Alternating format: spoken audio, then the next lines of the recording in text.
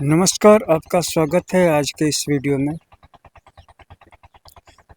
इस बात को तुम स्वीकार कर लो कि बाहर की कोई भी मंजिल तुमको तुम्हारे मूल गंतव्य तक पहुंचा ही नहीं सकती है।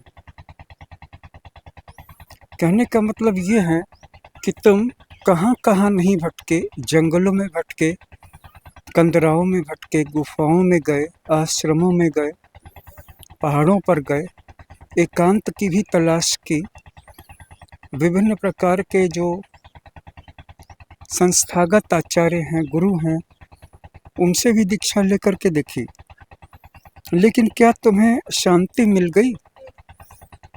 इसलिए आज यह स्वीकार कर लो कि बाहर की कोई भी मंजिल तुम्हें उस शांति तक नहीं पहुंचा सकती जिसे तुम्हारा हृदय जन्मों से पुकार रहा है। पहली चीज तो। दूसरी और तुमने बहुत सारी यात्राएं की, कभी पर्वतों की ऊंचाइयों पर गए, कभी जंगलों की निर्जनता में भी जाकर देख लिया, कभी मंदिरों की छाह में भी गए, कभी किसी आश्रम की शांति में भी पनाह ली। और मैं ये नहीं कहता हूँ कि तुम्हें वहाँ पर कुछ अनुभूति नहीं हुई, लेकिन जब तुम वहाँ से निकले वापस अपने इसी पुराने मूल घर में, तो निकलते समय तुम्हें लगा था कि तुम्हें कोई कीमिया, कोई मंत्र, कोई सूत्र प्राप्त हो गया है और अब जो शांति तुम्हें मिली है वो तुम्हारे पास हमेशा बनी रहेगी। लेकिन अपने हृदय पर हाथ रख करके स्वीकार करो और सच एक बार अभिव्यक्त करो कि क्या वो शांति तुम्हारे पास बनी रही, बरकरार रही? वो शांति तुम्हारे पास बरकरार नहीं रह पाई। ऐसा क्यों हुआ? कई बार तो तुम्हें वहाँ पर जाने पर भी वह शांति नहीं मिली, क्योंकि उसको लेने के लिए तुम तैयार नहीं थे, अंदर से तुम खाली नहीं थे। और कई बार वह शांति, वह विशिष्ट अनुभूति तुम्हें मिली भी वहाँ पर, और तुम्हें ऐसा लगा कि अब ये तुमसे कभी अलग नहीं होगी। लेकिन जब तुम वहाँ से लौट करके घर आए, तो क्या वह शांति तुम्हारे पास बनी रही? और यदि वह बनी रहती या मिल गई होती, तो आज भी यह तलाश क्यों शेष रहती? यही प्रश्न अपने आप में उत्तर भी है। या तो तुम्हें वह शांति नहीं मिली, या अगर मिली भी तो फिर तुम उसको बचा कर नहीं रख सके, तुम्हारे पास उसको बचा कर रखने का कोई सिस्टम नहीं था। अब हम बात करेंगे कि ये सिस्टम कहाँ से आएगा। पहली बात तो ये है कि शांति जितनी बाहर में है उतनी अंदर में भी है, और किसी भी बाह्य अथवा एक्सटर्नल स्फीयर में किसी चीज़ को प्राप्त करना जितना आसान है या जितना मुश्किल है, उतना ही आसान या उतना ही मुश्किल अपने अंदर की शांति को प्राप्त करना भी है। अगर बाहर की दुनिया में मुश्किल है तो अंदर की दुनिया में भी मुश्किल है। अगर बाहर की दुनिया में आसान है तो अंदर की दुनिया में पाना तो और भी आसान होना चाहिए। क्यों? क्योंकि ये तुम्हारा अपना घर है, ये घर, ये शरीर तुम्हारा अपना मंदिर है। तुम कभी इस अंदर के खाने तक गए नहीं, और अंदर में जाने का रास्ता भी तुमको पता नहीं था। और बाहर से कोई शांति दे दे तो यह तो उस दिए के समान है जैसे कि कोई बाहर से घी डाल दे, तेल डाल दे तो वो जले, बाहर से डालना बंद कर दे तो वो दिया कुछ देर बाद फिर बुझने लगे। जब तक आपके अंदर से वो घी या वो तेल नहीं आएगा, तब तक आपका दिया, शांति का दिया, स्थायी रूप से जलेगा भी नहीं। इसीलिए मैं कह रहा था कि आपको अपने अंदर की वो ज्योत जला लेनी है। और अब इस बात को जान लीजिए कि सच्ची और स्थायी शांति बाहर नहीं, अंदर में मिलेगी, और वही स्थायी ही रहेगी। पहले तो उस शांति को प्राप्त करना होगा, और फिर वो शांति कहीं चले ना जाए, कोई तुमसे छीन न ले, या कोई अपनी अशांति तुम्हारे ऊपर फेंक करके न चला जाए, कोई अपना कर्ज, अपने अभिशाप, अपने दुख तुम पे डंप करके नहीं चला जाए, तुमको अपना डंपिंग ग्राउंड न बना दे, इसके लिए भी एक सिस्टम तैयार करना होगा। और फिर बात यहीं पर रुक नहीं जाएगी। अब यहाँ पर तुमको क्या करना होगा कि तुम्हारे अंदर में जो एक लय है, जो हर आने वाले नए दिन के साथ, हर बदलने वाले, चेंज करने वाले टाइम के साथ अपने आप को बदल सकती है, उस लय को, उस धारा को पकड़ना होगा। क्योंकि अंदर में भी अगर तुम स्टैटिक हो जाते हो तो तुम्हारी ऊर्जा ठहर जाती है, और जो ठहरा हुआ पानी है वो सड़ने लगता है। इसी तरह तुम्हारे अंदर में भी जो ऊर्जा है, एनर्जी है, उसको अगर तुम एक प्रवाह का रूप नहीं दे देते हो, अंदर में तुम हर दिन नए तरोताज़ा नहीं बने रहते हो, हर दिन एक फ्लो के रूप में नहीं बाते रहते हो, हर दिन अपने आप को चेंज नहीं करते हो डायनामिक एनर्जी स्पेक्ट्रम के साथ साथ, तो तुम्हारी ऊर्जा ठहर जाती है और तुम अवसाद के शिकार हो जाते हो, क्योंकि वहाँ पर भी परिवर्तन की ज़रूरत है। आज जो चीज़ तुम्हें बहुत शांति दे रही है, कल उसमें भी बदलाव करने की ज़रूरत है। और ये डायनामिक एनर्जी स्पेक्ट्रम या DES मैं उसे कहता हूँ जो हमारे ब्रह्मांड में ही हर पल और हर दिन बदल रहा है। और इस एनर्जी के स्पेक्ट्रम को रीड करने की ज़रूरत होती है, और ये वो लोग तो कतई नहीं कर सकते हैं जिनका अपना एनर्जी का सिस्टम, इंटरनल सिस्टम रिजिड होता है।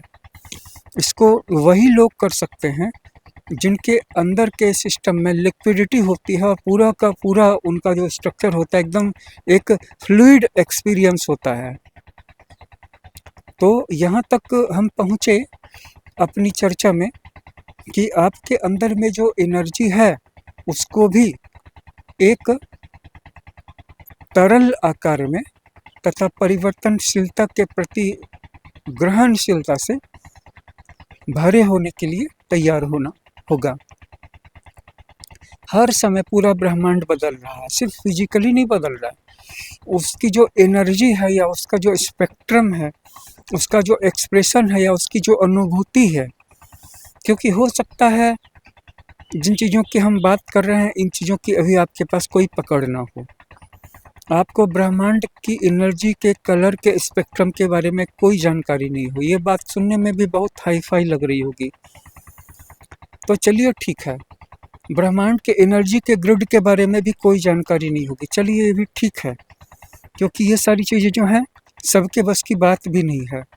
पहले तो हमें अपने अंदर के एनर्जी ग्रिड या स्ट्रक्चर की ही जानकारी नहीं है, इनर एनर्जी स्पेक्ट्रम का भी कोई एक्सप्रेशन हमें आज तक पता नहीं है, किसी ने बतलाया भी नहीं और हमने कभी किसी से पूछा भी नहीं। लेकिन एक चीज़ तो ऐसी है, फीलिंग, जो हर वक्त हर एक व्यक्ति के साथ है, उसके पास में, उसके अंदर में है, जिसके सहारे वो न सिर्फ इस बात को फील करते हैं कि जो कुछ भी उनके अंदर में अभी चल रहा है, अभी इस वक्त जो कुछ भी उनके अंदर में चल रहा है वो कैसा है, कैसा फील हो रहा है। हर एक व्यक्ति अपने अंदर में अपने आप के बारे में फील करता है कि मैं आज बहुत खुश महसूस कर रहा हूँ या मैं आज बहुत उदास महसूस कर रहा हूँ। इसके अलावा वो बाहरी दुनिया के बारे में भी एक फीलिंग लेता है, जैसे कि आज बहुत गर्मी है, आज बहुत ठंडा है, आज बहुत उदासी है, आज बहुत ठहराव है, या आज का जो एनर्जी लेवल है वो बहुत ही फ्रेश है, इनविगोरेटिंग है, रिजुविनेटिंग है। तो ये सारी चीज़ें जो अनुभूति बाह्य के बारे में होती है, मैं सिर्फ स्थूल रूप से सीजन गर्मी ठंड के बारे में नहीं बात कर रहा हूँ, मैं माहौल के बारे में नहीं बात कर रहा हूँ, मैं इसके अंदर में जो एक एनर्जी का बहाव है। सबसे पहले तो इस बात को जान लीजिए कि आपके चारों तरफ एनर्जी बह रही है, और ये जो बहती हुई एनर्जी है इसकी आपको एक फीलिंग है, भले ही आप उसके प्रति अवेयर हो या ना हो। आपके चारों तरफ एक एनर्जी की फ्लो चल रही है, एक बहाव हो रहा है, यह सतत है, अनादिकाल से है और अनंत काल तक चलता रहेगा। तो जो संवेदनशील लोग होते हैं वो न सिर्फ अपने अंदर की एनर्जी को पढ़ लेते हैं, स्टेट को देख लेते हैं, बल्कि अपने बाहर में बहने वाली ऊर्जा की भी रीडिंग कर लेते हैं, फॉलो कर लेते हैं, समझ जाते हैं।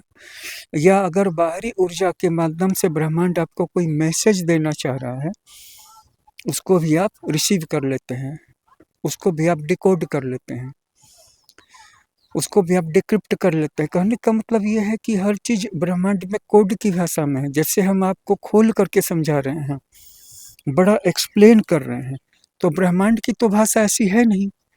ब्रह्मांड जो है आपको खोल करके नहीं बताएगा, वो कोड के लैंग्वेज में आपसे बात करेगा। और ये जो कोड का लैंग्वेज है, ये आपको तभी समझ में आएगा जब आप यहीं पे अभी रुक जाएं। और ब्रह्मांड जो है हर वक्त आपको कुछ न कुछ मैसेज दे रहा है, और वो मैसेज सिर्फ सिंपल एसएमएस या व्हाट्सएप मैसेज नहीं है जिसको कि हमको पढ़ लेना है। उसमें ब्रह्मांड के भविष्य के डायरेक्शन का पूरा ब्लूप्रिंट है, जिसको कि गूगल मैप से नहीं जाना जा सकता है। इसको आपके इस खोपड़ी में जो ब्रह्मांड है, इसके द्वारा आप उसको जान सकते हैं कि ब्रह्मांड का अगला स्टेप क्या है। और जिस डायनामिक डायरेक्शन में ब्रह्मांड आपको कार्य करते करते, चलते चलते, ध्यान करते करते, धारणा रखते रखते इस एनर्जी के साथ समायोजित करने, एडजस्ट करने कह रहा है, और एक तरह से सरेंडर करने कह रहा है, उसी एनर्जी के साथ अगर आप अपने आप को लिंक्ड कर लेंगे, तो जो आपकी ग्रोथ होगी वो गजब की होगी। अप्रतिम स्पीड आ जाएगी उसमें, आप इनकम्पेरेबल हो जाएंगे। सबसे पहले तो हमें इस बात को समझ लेना चाहिए कि ब्रह्मांड जो है सिर्फ एक मैसेज नहीं दे रहा है, वह अपनी बाहें खोल करके तुम्हें बुला रहा है, और आपको सिर्फ सरेंडर करना है। आप सब लोगों को सरेंडर करना है। और जैसा कि मैंने कहा कि तुम एक साधक हो, इसलिए लोगों से थोड़ा ऊपर उठे हुए तो हो। और लोगों में क्या है कि लोग रिसिस्ट करते हैं चेंज को, लोग समर्पण नहीं करना चाहते हैं, लोग समर्पण नहीं करना चाहते हैं। लोग तो लोगों से समर्पण करवाना चाहते हैं। लोग तो प्रकृति को झुकाना चाहते हैं, अपने चरणों की दासी बनाना चाहते हैं। और इंसान प्रकृति के सामने बार बार झुका है, कुदरत के सामने बार बार उसने हार मानी है, लेकिन उसकी सोच ऐसी है कि मैं बड़ा हूँ, उसका अहंकार बड़ा है। और ये अहंकार जब तक ख़त्म नहीं होगा, ये जब तक आपके अंदर में एक लिक्विडिटी नहीं आएगी, ये जब तक आपके अंदर में फ्लूइड स्टेट नहीं आएगी सरेंडर की, जो कि तभी आ सकती है जब आपके सामने सरेंडर करने के लिए कोई बड़ी चीज़ हो। और उसको पढ़ने के लिए आपको शांत होना होगा, और ये शांति कहीं पर बाहर भटकने से नहीं मिलेगी। तो जैसा कि मैंने कहा कि आज और आपको अभी इसी क्षण में रुक जाना होगा, ठहर जाना होगा, ठीक है? क्योंकि जब जिस बिंदु पर आपके मन का निरोध होता है, ठीक है, जब विचारों की चंचलता थम जाती है, तब भीतर एक शून्य घटित होता है, या ऐसा भी कह सकते हैं कि शून्य उदित होता है। जैसे कि सूरज राइज करता है तो रात का अंधेरा छटने लगता है, चला जाता है, इतनी तेज़ रोशनी फैल जाती है कि कोई भी व्यक्ति बेकार यूं ही पड़ा सोया नहीं रहना चाहिए। जो व्यक्ति नाइट शिफ्ट में वर्क करते हैं या देर रात तक जगते हैं, उनको भी बुरा लगता है कि जब सूरज उग गया तो मैं क्यों पड़ा हुआ हूँ, मैं क्यों सोया हुआ हूँ, उठूँ, थोड़ा घूमूँ फिरूँ, देखूँ क्या किया जा सकता है। जबकि वहाँ पर नींद उनकी ज़रूरत है, क्योंकि उनकी शिफ्ट वैसी है। इसीलिए जब आपके भीतर में एक शून्य उदित हो जाता है, तो आपके अंदर में एक शांति फलित होती है, क्योंकि वही शून्य शांति का परम स्रोत है। शब्दों से शांति नहीं मिलती है, बहुत सारे लोग मोटी-मोटी किताबें पढ़ेंगे या वीडियोज़ देखेंगे या प्रवचन सुनेंगे, लेकिन वो शब्दों में ही फँसे रह जाएँगे। वो उन्हीं शब्दों को दोहराएँगे, चर्चा करेंगे, लेकिन उन शब्दों का जो एक उद्देश्य है, मैं ये नहीं कहता कि वो शब्द गलत हैं, वो मोटी-मोटी पुस्तकें गलत हैं या वो वीडियो गलत हैं। सही सब हैं, लेकिन सुनने वाला जब शब्दों को लेकर के फँस जाता है और उसको सुनने के बाद अपने घर आकर के उन्हीं शब्दों को दोहराता है और उनका असली उद्देश्य जो तुम्हें मौन के जगत में ठहराव दे देना था, उसको लेट गो कर जाता है या उसको भूल जाता है, तो फिर अशांति शुरू होती है और इस बार अशांति बड़े लेवल की होती है। ये इतने बड़े लेवल की अशांति होती है कि जिसको कि वो डील नहीं कर पाता, वो समझ नहीं पाता है। अब इसको कैसे ठीक किया जाए? इसको ठीक करने के लिए आपको प्रत्येक दिन बदलना होगा और बदलने के लिए ब्रह्मांड की जो एनर्जी का जो फ्लो है, उसके साथ अपने आप को चेंज करना होगा, ठीक है? क्योंकि जो भी व्यक्ति जितनी ज़्यादा शांति को प्राप्त होगा, जितनी बड़ी शांति को प्राप्त होगा, उसके जीवन में उतने ही बड़े-बड़े कार्य होंगे और उतना ही उसने जो कुछ भी प्राप्त किया है, चाहे वो सुख हो, चाहे वो धन हो, चाहे वो वैभव हो, चाहे वो नाम यश हो, वो उतना ही ज़्यादा स्थायी रहता है, उतने ही ज़्यादा दिनों तक वो चलता है, उसका यूज होता है। मान लो मैं 20 स्मार्टफ़ोन खरीद लूँ, लेकिन मेरे पास 2 स्मार्टफ़ोन का भी यूज नहीं है, वैसा ही उसके साथ होता है। मान लो मेरे पास 1 कार की ज़रूरत है और मैं 3 कारें खरीद लूँ, मुझे 1 घर की ज़रूरत है। हाँ, 1-2 कमरे ज़्यादा हो जाएँ, 3 कमरे 4 कमरे ज़्यादा हो जाएँ, ताकि ज़्यादा से ज़्यादा स्पेस मिले घर के हर मेंबर को। जो भी वो करना चाहता है उसके रहने की जगह अलग हो और उसकी क्रिएटिविटी या उसके वर्क का प्लेस बिल्कुल अलग हो, स्टडी रूम अलग हो, एंटरटेनमेंट का, हैंगआउट का, चिल आउट का रूम या हॉल या बरामदा या पोर्टिको या पेशियो अलग-अलग हो, छत हो, आंगन हो, बैकयार्ड हो, गार्डन हो। लेकिन वहाँ पे अगर मैं 4 घर का लक्ष्य रखता हूँ, उनका उपयोग फिर क्या है? तो जैसा कि मैंने कहा कि जो भी व्यक्ति जितना ज़्यादा शांत होता है, उतना ही ज़्यादा उसके पास जो चीज़ें हैं, चाहे वो खरीदी हुई हों, चाहे वो बनाई हुई हों, स्मार्टफ़ोन हो, कार हो, कंप्यूटर हो, लैपटॉप हो, कोई म्यूज़िकल इंस्ट्रूमेंट हो या फिर कारें हों या फिर घर हों, उनका उपयोग होता है, ठीक है? ऐसे नहीं तो उपयोग ही नहीं होगा कुछ। वैसे ही विचार या किताबें हैं, कुछ लोग 1-2 पन्ने पढ़ करके 1000 पन्ने की कोई किताब खरीद लेते हैं। एक-एक किताब की कीमत 5000 रुपये हो सकती है, 10,000 रुपये हो सकती है या 1500 रुपये हो सकती है या 2500 रुपये हो सकती है, एक किताब की कीमत। हो सकता है उस किताब में 150, 200, 250 पन्ने हों, लेकिन उसकी कीमत 4-5 हज़ार हो सकती है कि नहीं? लेकिन क्या उसका 4 पन्ना भी वो अपने जीवन में प्रैक्टिकल वे में उतार पाएँगे? तो वहाँ पर उनको शब्दों से मोह हो गया है। और अगर तुम शांत हो जाते हो, जो किसी भी वीडियो का, किसी भी प्रवचन का, किसी भी किताब का लक्ष्य है या संकेत है, तो फिर तुम्हारे भीतर वह शून्य उदित होगा और वो शांति का परम स्रोत है, अस्थायी स्रोत नहीं है। अस्थायी से मेरा मतलब है कि अगर एक दिया जल गया और उस दिए को यही आशा है कि कोई और उसमें तेल या घी डालेगा तब वो जलेगा। इसी तरह तुम खुद काम नहीं करो, कोई तुमको खिला दे, कोई तुमको पैसे दे दे तो तुम जिंदा रहोगे, तो तुम्हारा पेट भरेगा, तब तो तुम्हारा जीना हो गया, तब तो तुम जी चुके। इसी तरह से अगर तुम्हें कोई और शांत करेगा, एक्सटर्नल फैक्टर, चाहे वो मंदिर हो या आश्रम हो या जंगल हो या एकांत हो या सत्संग हो, और तुम सत्संग करते चले जाओ, तुम मंदिर जाते चले जाओ, तुम मस्जिद जाते चले जाओ, तुम चर्च जाते चले जाओ, तुम गुरुद्वारा जाते चले जाओ, तुम हिमालय पहाड़ पे चले जाओ या तुम थार के रेगिस्तान चले जाओ या तुम नियाग्रा चले जाओ या फिर तुम कनाडा के जंगल में चले जाओ या तुम ऋषिकेश हरिद्वार चले जाओ या फिर तुम काशी चले जाओ या कावा चले जाओ, लेकिन अगर तुमको अपने अंदर का स्रोत नहीं जगा तो वहाँ से प्राप्त होने वाली ऊर्जा तुम्हारे पास टिकेगी ही नहीं। क्योंकि एक तो बात यह है कि तुम अपने अंदर के दिए को नहीं जला रहे हो, वहाँ से एक दिए की चमक को ला रहे हो, ठीक है, काशी है, काबा है, हिमालय है, गंगोत्री है, इनकी चमक बहुत ज़्यादा है, वो बेमिसाल है। लेकिन जब आप उस चमक की एक कॉपी को, एक प्रिंट को, इम्प्रिंट को अपने अंदर में लाते हो, तो आपके अंदर में जो कॉपी है वो तो स्थायी नहीं है ना।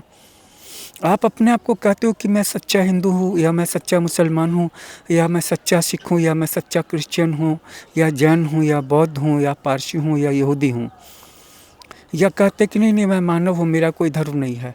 लेकिन आपकी जो पास एक सोल है जो एंशियंट है, और वो बाहर की जो परम सोल है, उसकी जो लाइट है, उसकी जो एक कॉपी आपके अंदर में है, उसको बचा कर रखने का कोई सिस्टम तो आपके पास नहीं है ना। तो आप सिर्फ कहते हो कि मैं हिंदू हूँ, या मुसलमान हूँ, या एथेइस्ट हूँ, आस्तिक हूँ, या नास्तिक हूँ, या मैं तो सभी धर्मों को मानता हूँ, या तो मैं किसी भी धर्म को नहीं मानता हूँ, मैं साइंटिस्ट हूँ, या मैं साइंस का बिलीवर हूँ, मैं फैक्ट्स का बिलीवर हूँ। बात ठीक है, आप चाहे ये हो चाहे वो हो, लेकिन आत्मा तो आपके अंदर में है। अगर आत्मा आपके अंदर में नहीं है तो आपके लाइफ का पूरा एक्सपीरियंस तो पूरा का पूरा रोबोटिक होना था। और अब चूँकि आपको सारा का सारा एक टास्क आ जाता है करने को पूरा, कि आपको अपने अंदर की जो शांति है, शांति का जो स्रोत है, परम शांति, मैं शांति की बात नहीं करता, मैं परम शांति की बात करता हूँ, उस स्रोत को जगा लेना है। और वो आपको मिलेगा अपने अंदर में। कैसे मिलेगा? मन की लहरों के शांत होने में। और मन की लहरें हैं क्या? वो हैं विचार, बहुत सारे विचार, हर समय बहुत सारे विचार चल रहे हैं, ठीक है। और इन सारे विचारों को ठहरा देना है, ध्यान की एक विशिष्ट प्रक्रिया है। और जब विचार ठहर जाते हैं तो मन भी शांत हो जाता है। और मन शांत हो जाता है तो आपको जो पहले से चोट दिल पे लगी थी, जैसे कि किसी की पत्नी ने बेवफाई कर दी, किसी की पत्नी ने चीटिंग कर दी, तो उसको दिल पे बहुत जोर की चोट लग गई। वो सारे जख्म, वो सारे वाउंड्स शांत हो जाते हैं, हील हो जाते हैं इस विचार शून्य मेडिटेशन में। हालांकि इसमें और भी गुह्य प्रक्रियाएं होती हैं ध्यान में, लेकिन हम आपको एक डोर दे रहे हैं, एक दरवाज़ा दे रहे हैं, एक द्वार दे रहे हैं।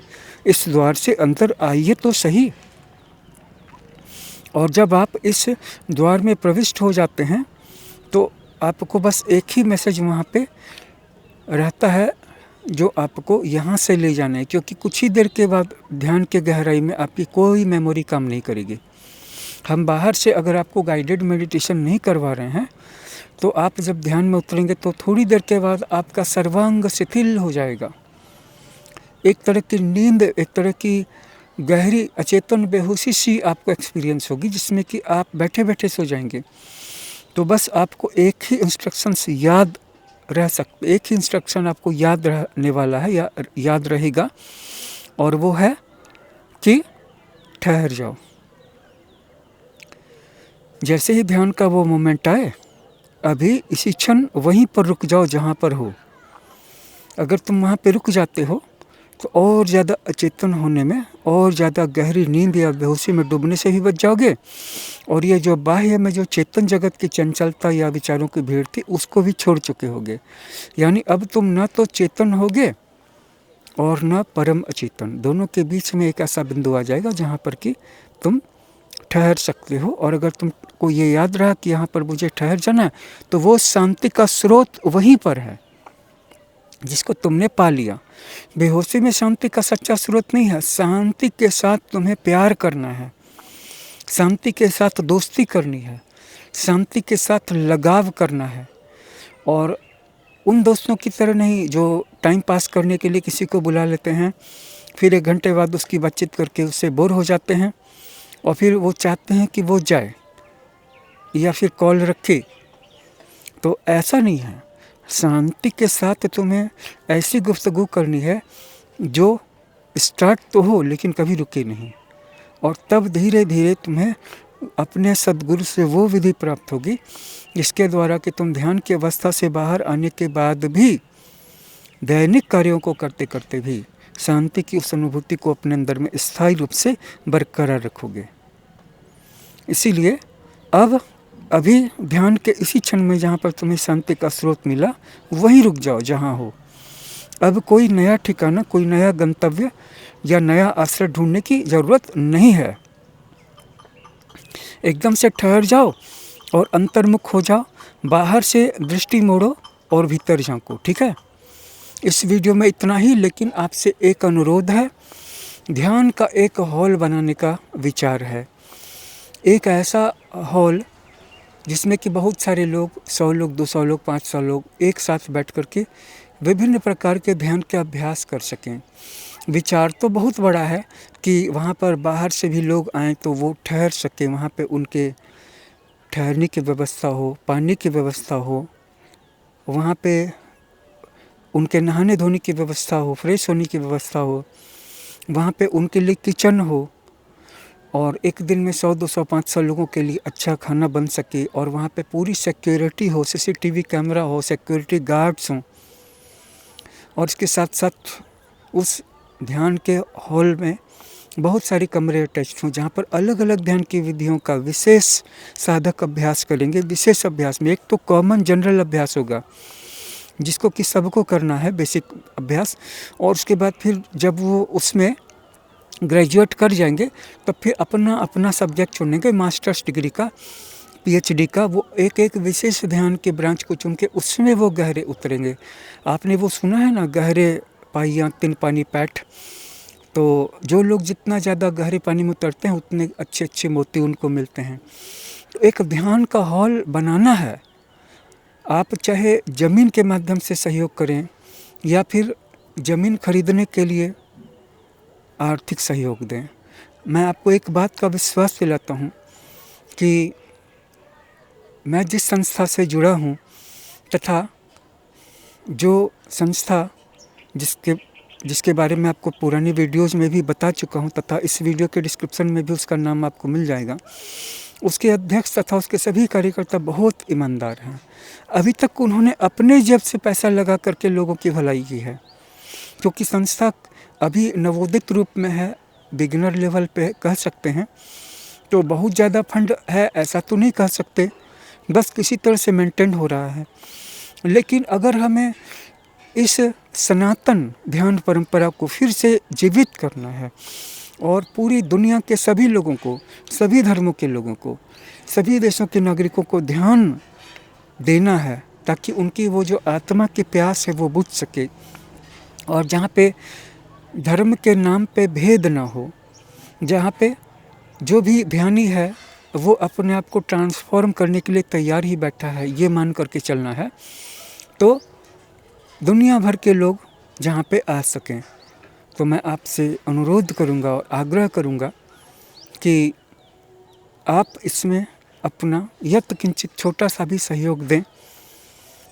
आपको डिस्क्रिप्शन में, कमेंट बॉक्स में अकाउंट नंबर भी जो है संस्था का मिल जाएगा, फ़ोन नंबर भी मिल जाएगा, वहाँ पे आप बात करके और अधिक जानकारी प्राप्त कर सकते हैं। अगर आपको मुझसे ध्यान के बारे में कोई और जानकारी चाहिए, आप मेरा ध्यान का कोर्स करना चाहते हैं, तो याद रखिए आप ध्यान का जो कोर्स करेंगे उसके द्वारा जो आप सहयोग आपका हमें मिलेगा उसका भी एक एक पैसा ध्यान का हॉल, ध्यान का सेंटर तथा ध्यान के कमरे और बाकी व्यवस्थाएं तथा गार्डन बनाने में ही लगाया जाएगा। एक पैसा भी इधर नहीं लगाया जाएगा, क्योंकि अब यहाँ पर वो बिंदु आ चुका है कि जहाँ पर मुझे लगता है कि लोग अब ध्यान सीखेंगे, क्योंकि बाकी सारी चीज़ों से उनका मन भर चुका है। शांति से भी भर चुका है, अशांति से भी भर चुका है, सुख से भी भर चुका है और दुख से भी भर चुका है। बहुत एंटरटेनमेंट भी लोगों का हो चुका है, बहुत दुनिया को देख लिया, समझ लिया, जान लिया। भीतर मुड़ने का समय आ गया है और यह भीतर मुड़ना 21वीं सदी में मनुष्य के लिए एक बहुत बड़ी शीतल छाया है। जैसे ठंडा चंदन माथे पे लगाते हैं तो 1 घंटे बाद भी ठंडक पहुंचाता रहता है आपके ब्रेन को, वैसे ही ध्यान एक ऐसी चीज़ है जिसको कि अगर आप 10 मिनट, आधा घंटा, 1 घंटा भी कर लेते हैं तो 24 घंटे तक आपको ठंडक ही पहुंचाता ही रहता है। तो बहुत बहुत धन्यवाद। ओम नमः शिवाय। हर हर महादेव।